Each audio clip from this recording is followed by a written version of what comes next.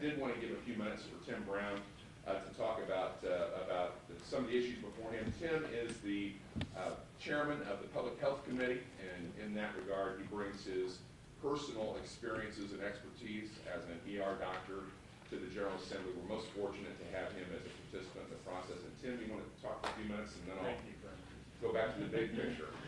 Thank you, Brian.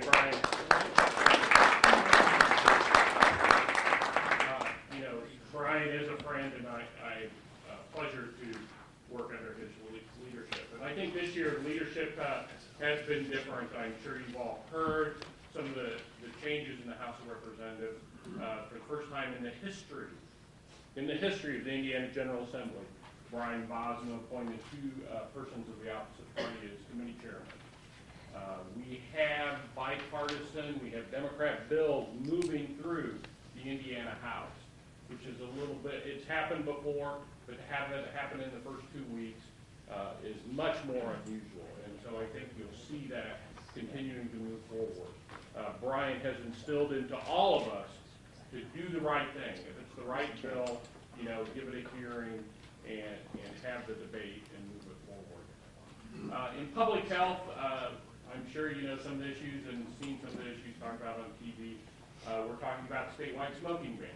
It passed out of committee this week because LSA, the nonpartisan agency that we have at the State House, put a fiscal note on it saying that there would be a decrease of $187 million of revenue to the state of Indiana. I can't send that to the House floor with that sort of fiscal note and not go through ways and means to be scrutinized. I mean, every less dollar we have is $1 less for K-12 education or higher education or for those vital needed human services.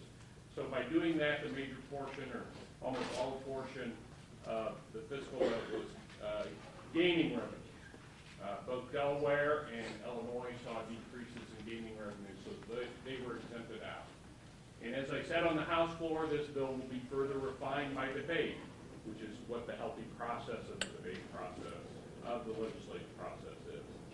The other issue I think is very strong in this area that we've heard a lot about in pre-election meetings and other legislative meetings is a veteran and pseudo-veteran for the meth issue, and also the SPICE or K2 issue, making SPICE or K2 illegal, and making pseudo-veteran either prescription or real-time electronic tracking. That's kind of the debate. When you make it a prescription, so then you have to go see the doctor when you have a cold or runny nose or hay fever, which most people don't like to think about doing, or do we do real-time electronic tracking? So you just can't go from one CVS across the street to Walgreens and do the smurfing process that's happening out there. So those are some of the issues that we'll be hearing in Health Committee. I look forward. I'm sorry I can't stay.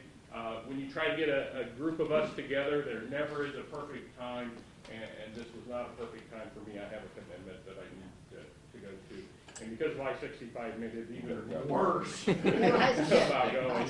So Brian, again, is a good friend and a great leader. Thank you very much. Thanks for being here.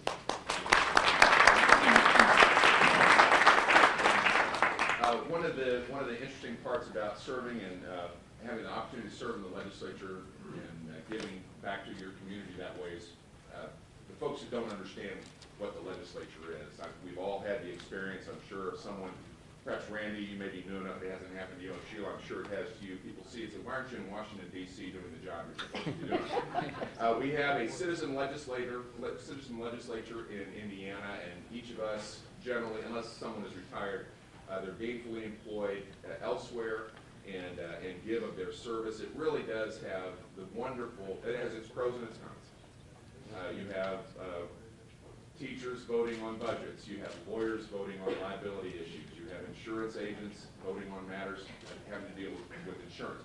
But you also have the opportunity to have people with real-life experience in these areas, like Dr. Brown, like Sheila Klinker and her lifetime of education experience, like Randy and his business experiences and development experiences, and myself as an engineer and lawyer working with folks that develop and in local units of government and understanding to a certain degree, real-life experiences. But we are a part-time legislature, and that also has its downsides, its positives and its downsides. We have citizens who participate, but you also frequently are not an expert in the area that you may be on a committee on, or that you may be voting on a bill on. And people in the community, whether it's their vocation or their avocation or just their interest, or folks who are coming from business or education or whatever it may be. I believe it's critical for the legislators to have an open ear and open mind to folks so that they understand what's going on and don't just operate in what some think is the center of the universe at the Capitol building in Indianapolis. Hence my commitment as the new Speaker of the House to do what I did in 2005 and 2006, and that is to travel the state and have the opportunity for folks not only to have their local legislators hear their concerns, but also legislative leadership in Indianapolis. Let me sort of set the stage on some of the key issues. I don't know if Sheila was introduced. Of course, you know Sheila Klinker and Randy already have spoken. We'll be very happy to address any questions that you may have. But let me tell you what some of the key issues are, and then I'm sure we'll get into a lot of specifics in our dialogue. I hope to be a dialogue. I picked 4 or 5 key issues that the General Assembly will be dealing with this session. First and foremost is one of the most difficult budget challenges probably in our state's history. At no time in state history have we faced a budget that has projected revenues that have regressed by 6 years. We're literally going to try to balance a 2011 budget with the same revenues, hopefully, that we received in 2005. Almost all participants have pledged to do that without raising taxes on Hoosier families or businesses at the most critical time, really, for our economy. And that will be a very difficult task to make. And I know there are a lot of folks here from the university. I'm meeting with Dr. Cordova after this meeting that have concerns in that regard. Many folks in local schools that have concerns in this regard. As you can see from the chart that was handed out, education constitutes, let's see what this one says. It changes slightly every time I look at it. So last time I was here, I said it was 57%. This looks like it's 59% of the state's overall spending is focused on K-12 and higher education. So it is really the most critical element of our budget, and one that we'll be very pleased to speak with you about.